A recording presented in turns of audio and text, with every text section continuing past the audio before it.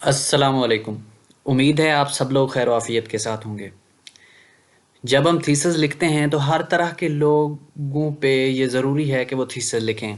कुछ लोगों की इंग्लिश अच्छी होती है, वो लोग ग्रामर जानते हैं, वो लोग इजीली लिख पाते हैं। कुछ लोग ऐसे होते हैं जो जिनको ग्रामर का इतना ज़्यादा नहीं पता होता, लेकिन मजबूरी है उनको भी थीसिस लिखना है। तो इसके लिए जो सॉफ्टवेयर्स हैं वो मौजूद हैं जो हमें हेल्प करते हैं ग्रामर को सही करने के लिए। अगर कोई ग्रामर की गलती है तो उसको मेंशन करते हैं, उसके सजेशंस भी देते हैं, आप इसको इस तरह से ठीक कर सकते हैं। ग्रामरली एक सॉफ्टवेयर है, यहाँ पे आपको इसका आइकन नज़र आ रहा है। ग्रामरली आप गूगल क्रोम के ऊपर उसका प्लगइन भी डाउनलोड कर के आप उसको इंस्टॉल कर सकते हैं। इसके अलावा इसका प्लगइन माइक्रोसॉफ्ट वर्ड के लिए भी मौजूद है। माइक्रोसॉफ्ट ऑफिस के किसी भी उसके अंदर आप यूज़ कर सकते हैं, सॉफ्टवेयर के अंदर। तो माइक्रोसॉफ्ट वर्ड के लिए भी आप यूज़ कर सकते हैं। अगर आपका सिस्टम सॉफ्टवेयर अच्छा नहीं है तो उसके अंदर जब आप इंस्टॉल करेंगे तो इतना ज़्यादा डेटा होगा तो उसमें वो लोड लेगा, आपको इश्यूज़ कर सकता है सम टाइम। अगर आपके पास सिस्टम अच्छा है तो फिर इसके लिए कोई आपको परेशान होने की ज़रूरत नहीं है, आप चला सकते हैं। अगर आपके पास सिस्टम अच्छा नहीं है तो आप गूगल क्रोम के अंदर इसको प्लग इन करें। और मैं तो यहाँ पे ईमेल का जो वो होता है, न्यू मैसेज लिखने का जो एडिटर होता है, वहाँ पे लेके आपको प्रैक्टिकल करके दिखा रहा हूँ। आपकी मर्ज़ी, आप यहाँ पे करें। यहाँ से डेटा आप इस तरह से सेट करके ग्रामरली की मदद से यहाँ पे कॉपी करके आप वर्ड डॉक्यूमेंट के अंदर पेस्ट कर दें। जैसे भी आपको बेहतर लगता है। जस्ट मैं आपको ग्रामरली से इंट्रोड्यूस करवा रहा हूँ ताकि आप समझ सकें कि इस पे कैसे काम किया जाता है। मैं आपको यहाँ पे एक कुछ चीज़ें लिख के देता हूँ, तो फिर ग्रामरली देखें उसमें किस तरह से एरर निकालता है और किस तरह से सजेशन देता है। मैं यहाँ पे लिखता हूँ व्हाट आर इज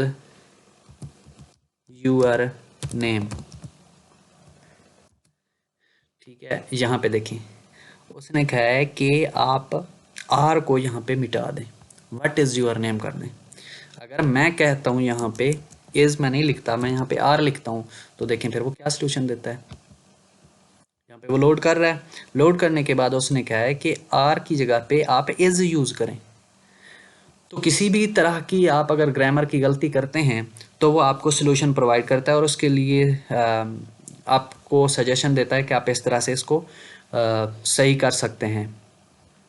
यहाँ पे मैं जाता हूँ, यहाँ पे जो भी डॉक्यूमेंट हमने लिखा था उसमें से मैं कुछ चीज़ें उठा के यहाँ से कॉपी करके यहाँ पे डालता हूँ।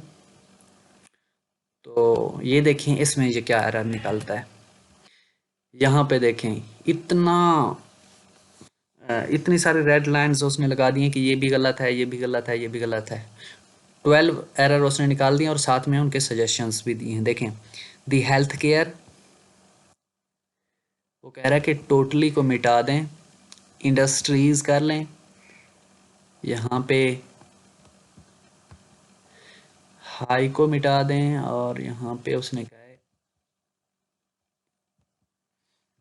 ये कर दें। आप यहाँ पे जाके यहाँ पे क्लिक करते जाएं तो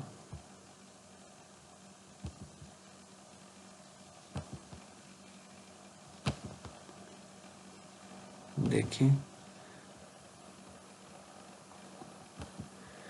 सम टाइम वो आपको एरर्स कोई उसके सजेशंस ऐसे दे देता है, उसमें एरर ऐसे निकालता है जो आपको लगता है कि वो सही है।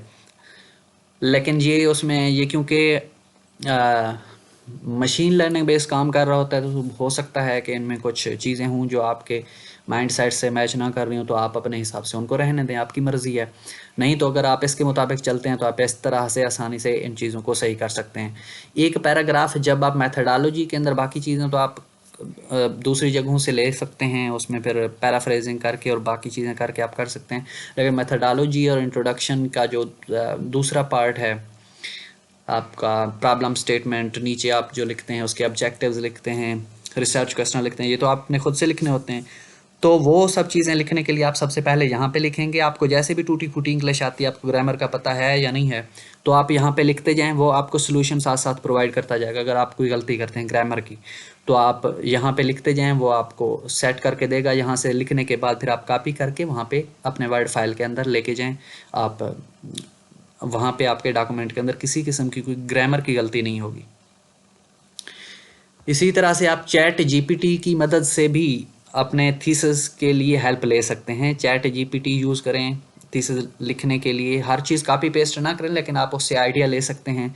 आप किसी जगह स्टक हो गए हैं तो आप उनसे हेल्प ले सकते हैं और उसके हिसाब से वो आपको गाइडलाइंस देंगे, आप उसके हिसाब से चलें तो आप एक बेहतर अंदाज में थीसिस लिख सकते हैं।